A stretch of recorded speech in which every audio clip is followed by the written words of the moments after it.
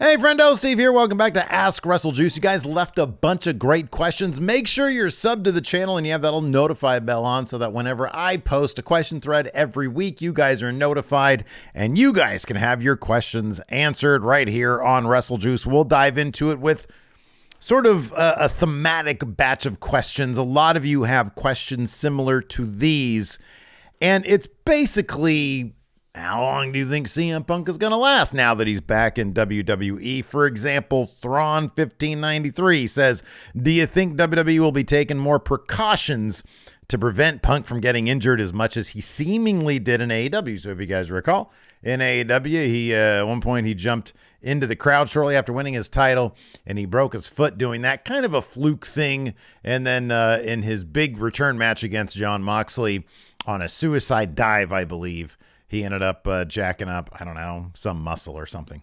I don't know, I forget what it was. And so that led people. So, but I mean, he had, during his time in AEW, he had, I don't know, it was like 20 some odd matches, 25, I don't know how many matches, but it was around, it was in like the mid to late 20s, I think. And then John O. Davey says, hey, Steve, obvious question, but given the seemingly harmonious state of the current WWE locker room, is the risk of Punk being signed greater than the reward? If you're in Triple H's shoes, would you have made the same decision? Well, so, I mean, these are sort of addressing the two reasons why CM Punk potentially might last the length of whatever amount of years he signed with WWE. Now, over at the Friendo Club Wrestling channel, which you guys should all be subscribed to, myself and Larson talk about, there's a video going up, I think on Monday, or maybe I'll put it up today already. I don't know. We talk about, we're going to do a video where we talk about what are the possible outcomes for CM Punk. But two of the more obvious ones are either causes backstage drama and he's kaput, or he gets injured. Now, as it pertains to the first one, dramatic Punk, obviously the three situations most recently sort of in his wrestling career, talking about his original stint in WWE and how that ended. He was met with obviously a lot of success there, made himself a household name, and then basically being burnt out and not appreciated, and WWE really running him into the ground. He ended up, sort of walking out, and then they fired him because of it. Then he goes to AEW 7 years later, 8 years later, whatever it is.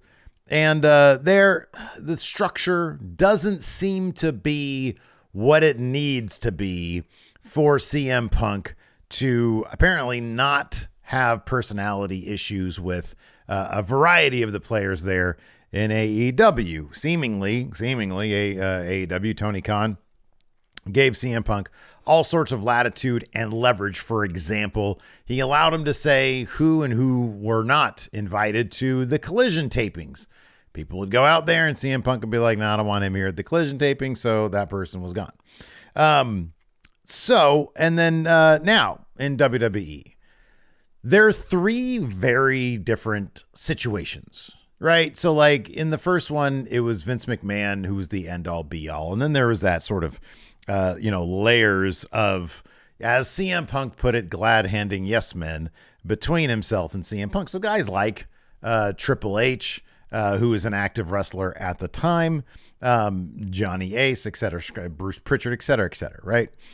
In AEW, you didn't have that. You had Tony Khan, who seemed to act more like what a lot of people accuse him of being, and that's sort of just a rich fan who has his own promotion and didn't have the kind of weight and heft and system where consequences were in place if you act up. He gave CM Punk seemingly too much power, the old phrase, too much rope to hang himself with, right? So those are two different situations. The situation now in WWE, I feel, is a lot different. Triple H is in charge. His personality is a lot different than Vince McMahon's. There are obvious similarities there, but a lot of the ego stuff that sort of Vince McMahon was known for, especially the weird ego billionaire stuff, I feel like Triple H doesn't really adhere to. There's also a greater emphasis on the health of the wrestlers. If somebody's feeling super burnt out, I kind of feel like Triple H is probably more prone to be like, okay, well, take time off or whatever.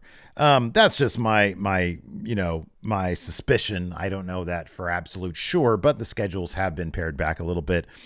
And you would think they would want to protect the health of their wrestlers. So diving into that second point, will WWE take precautions to keep Punk healthy? I would think that they would, in that, number one, the WWE style of wrestling is a little bit different than AEW's. AEW's, they give the wrestlers a lot more freedom to do moves that maybe they wouldn't be necessarily allowed to do in WWE. They might have their wrestlers go a little bit longer than they would in WWE. And on top of that, they might, and I don't know if CM Punk would necessarily want this because he seems like a guy who wants to be there all the time, wants to be wrestling all the time, but they might treat CM Punk with a little bit more of an attraction vibe, right? Like he's not going to be wrestling every single week. They're going to book him on 8 major shows a year. And then I don't know, half the Raws throughout the year, whatever brand he's going to be on, and the rest of the time he'll just be doing what he really does best. And that's promo stuff. Now I have no idea if that's going to be the case or not. In AEW, they did protect him a little bit with a lot of tag matches on Collision. But in his later run there, and even when he was, just on Dynamite before the Brawl Out stuff. So I kind of feel like just being in WWE in general, along with how loaded the roster is, he's not going to be as necessary as he was on Collision, which was basically the CM Punk show. In WWE, their roster is already completely and totally loaded. So a guy like Roman Reigns, for example, can disappear for a couple months. The ratings won't really take that much of it won't take much of a beating as my alarm goes off. And you can use the rest of the roster to sort of bolster the star power. I mean, that's why they've built up plenty of people in WWE to keep their ratings strong while Roman's gone.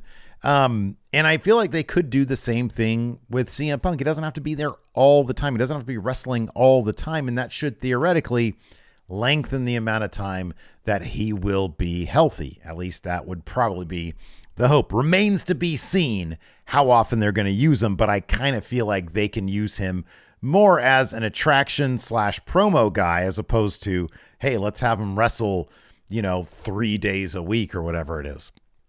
As far as the backstage issue stuff, going back around to like the culture of WWE right now, you got to think that because everybody is braced for what could be the worst, maybe we'll get the best. Maybe, given that Triple H is the last word on things, Nick Khan is the last word on things, and CM Punk will probably be extra motivated to not get himself run out of town. He'll probably be on his best behavior. Maybe he will feel less of a burden because not so much is riding on him. It felt at times like the entirety of AEW was basically riding on CM Punk. He's a supporting player in WWE, as is everybody save for like Roman Reigns. So they all just sort of hold up their end of the deal. And if he can do that and stay happy there, then hopefully it'll all work out. I kind of feel like there's a very good chance that things work out really, really well in WWE for CM Punk. It's not like 10 years ago when he was still craving that main event and felt entitled to that main event because of all the work he put in. He was gone for 10 years from this place. There's a lot of interesting stories that they can put him in. I'm sure he'll have at least a heavy hand in his own creative, and that should satisfy him creatively. I'd like to think so anyways. I'm a fan of the guy when he's on TV. It's sad to hear what happens behind the scenes in certain situations like in AEW, but hopefully he doesn't let, all the adulation go to his head and he starts acting like a crazy person backstage. So that being said, how long will CM Punk last in WWE? I don't know, but I'm optimistic that it could be for the length of whatever contract he has with them, and then he'll get a Hall of Fame induction, and then yeah, it'll be good stuff. Let's move on to Guardian Ape. Says, given how much buzz and views WWE has gotten recently, all without your tribal chief, does this make him less of a draw and possibly diminish his title reign? I don't see it diminishing his title reign, but he has been gone for quite a while at this time. I forget when exactly it is he's supposed to be back again. He went out and got some cigarettes and milk. So does it diminish his title reign? I don't think it diminishes his title reign. I think the bottom line is, especially if they stick the landing, but even if they don't, this title reign is going to go down as one of the best, especially when he comes back, and whatever his next big feud is going to be, probably Randy Orton. Hopefully they'll tell a decent story, and it won't just be Randy Orton wants to fight the Bloodline. Roman Reigns beats him with Bloodline help at the Royal Rumble. Hopefully they'll tell something a little bit more interesting. I don't know what that could be. Maybe you involve Jey Uso helping Randy Orton because he wants to make amends for how that all went down a year and a half ago. That could be interesting if you get sort of all the Bloodline back involved in it. Maybe with a little dash of Cody Rhodes, who brought Randy Orton back and is gunning for Roman Reigns. So I don't think it diminishes the title reign, and all I think it says is WWE is firing on all cylinders right now. A lot of popular people, a lot of well-used characters in WWE right now across the board. It makes Roman Reigns less vital. It makes him less important, less of a draw. I think it makes him less of a necessary draw, if that makes sense. But I still think that he's a major draw. Richard Ives says, do you think the creation of AEW has ironically benefited WWE rather than hurt them? I think you kind of mean like indirectly benefited WWE rather than hurt them. Has the creation of AEW, you can point at a couple things. I mean, look, there was an overlap between late 2019 and I don't know, what was it? 2022, late 2022. Summer of 2022, where Vince McMahon was still running WWE. AEW is doing pretty well. And I kind of feel like it didn't really, I feel like the allegations against Vince McMahon really ended up helping WWE more than anything, because once Vince was gone, Triple H era started and things have been pretty good since then. So I kind of got to feel that it didn't have too much to do with AEW. It's not the kind of thing where WWE felt their competition breathing down their neck. So, we got to get better now. Vince McMahon was still producing kind of a lackluster product even throughout the first 2 years of AEW's existence. And then when Triple H took over, the guy just knows how to book wrestling. He's a fresh mind. He has a lot of great ideas, and they were off to the races. I don't think that had much to do with AEW. I kind of don't. Diabetic Man says, was there ever a gimmick that you loved that the majority of fans didn't like? I mean, so a lot of AEW fans don't appreciate Jeff Jarrett the way I do. So yeah, it's not a gimmick. It's just Jeff Jarrett. So yeah, that's my answer, Jeff Jarrett. Let's see here. Alan O'Brien says, do you think AEW changes their approach to the build of All In next year? This year's felt a bit rushed and chaotic. What a great question.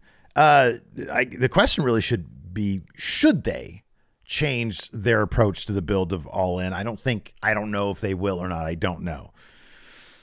I kind of feel that when you have All In and All Out back-to-back on successive weekends, there's a recipe there for something that's really cool. Kind of like a Wrestle Kingdom Nights 1 and 2. WrestleMania hasn't really attempted to tell a 2-night story, and I feel like they really could. All In should be their WrestleMania, right? It's kind of outside of the box. It's always going to be at Wembley. Hopefully it'll always sell out. If they make that their WrestleMania, then yeah, you can really, really build to something interesting there. I don't know what their pay-per-view schedule is going to be like heading into middle of 2024 in advance of All In. But, Yeah, I think they should build to All In as if it is a WrestleMania, like a 3-month build to All In with some minor pay-per-views along the way.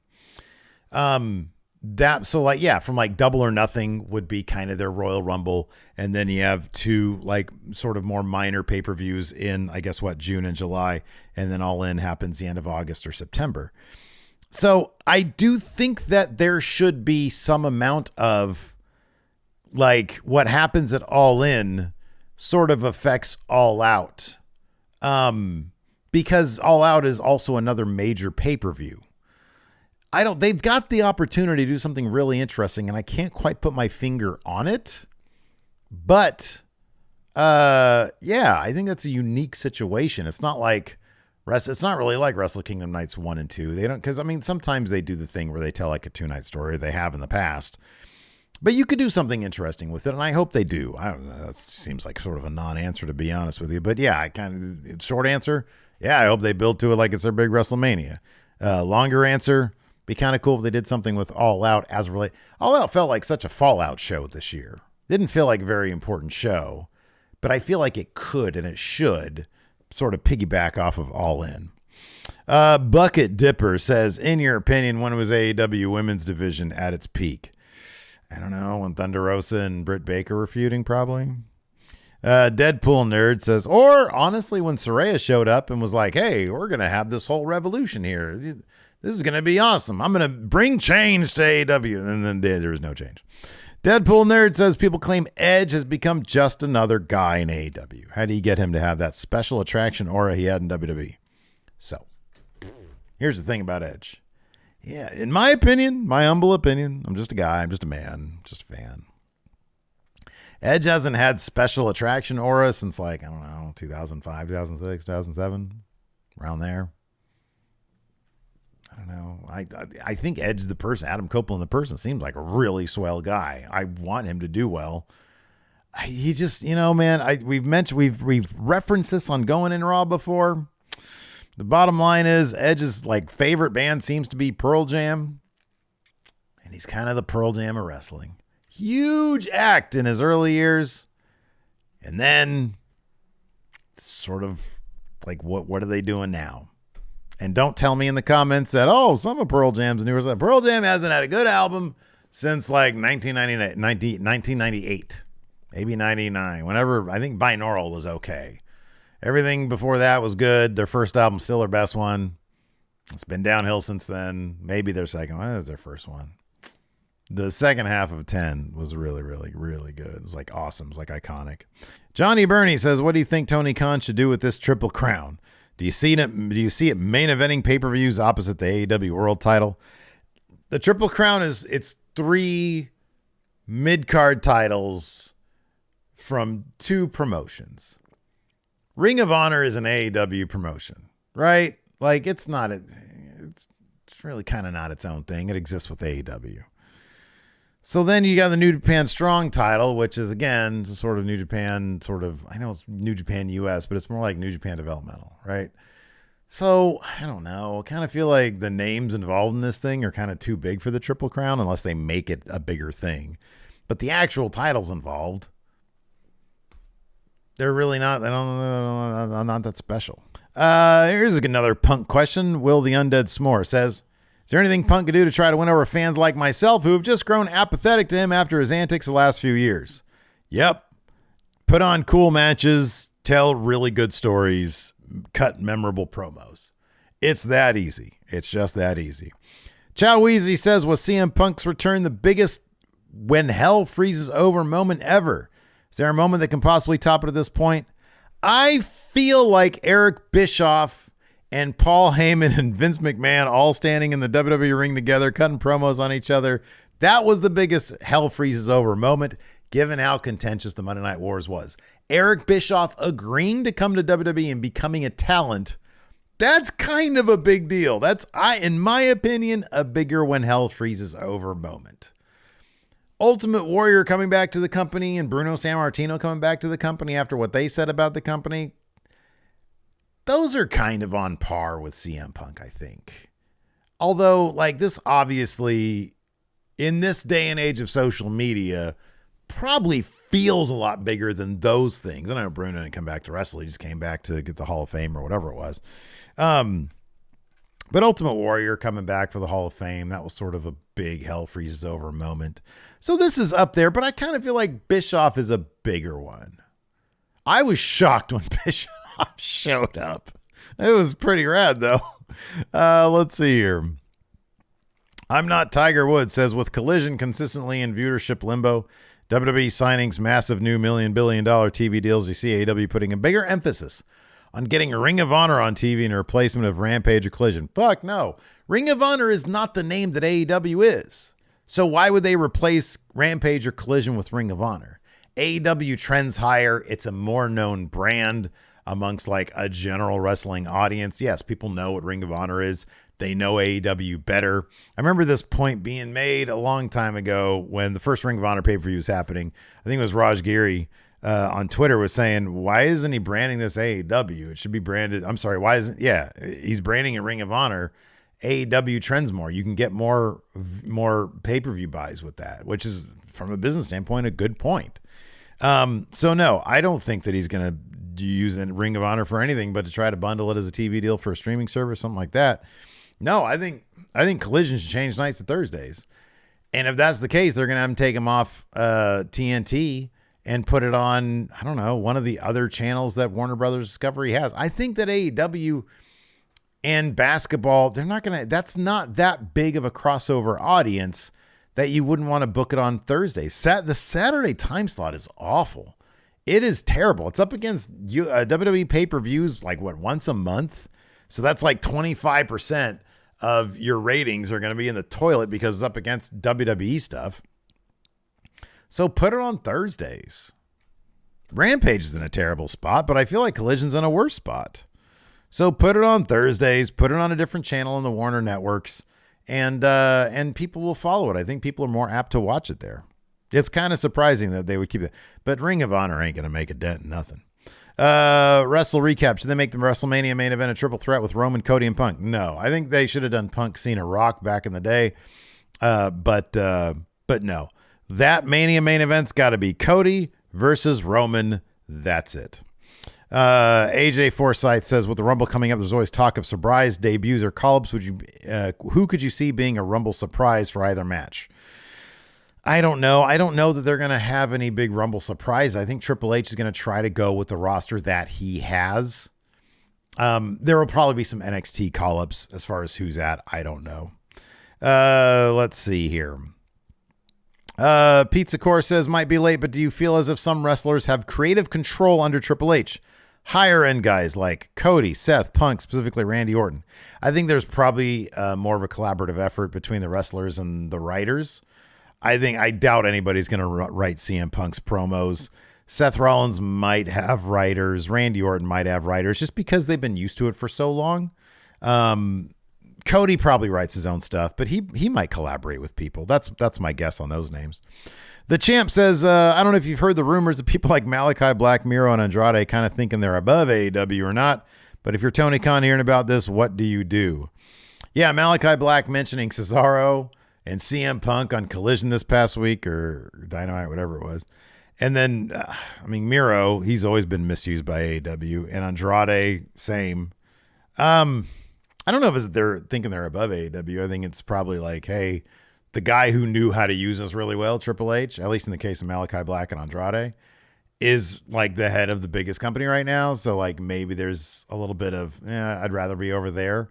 Malachi Black has talked before about like how he doesn't know why they're not using him in a singles way. So I think he probably wants to do that.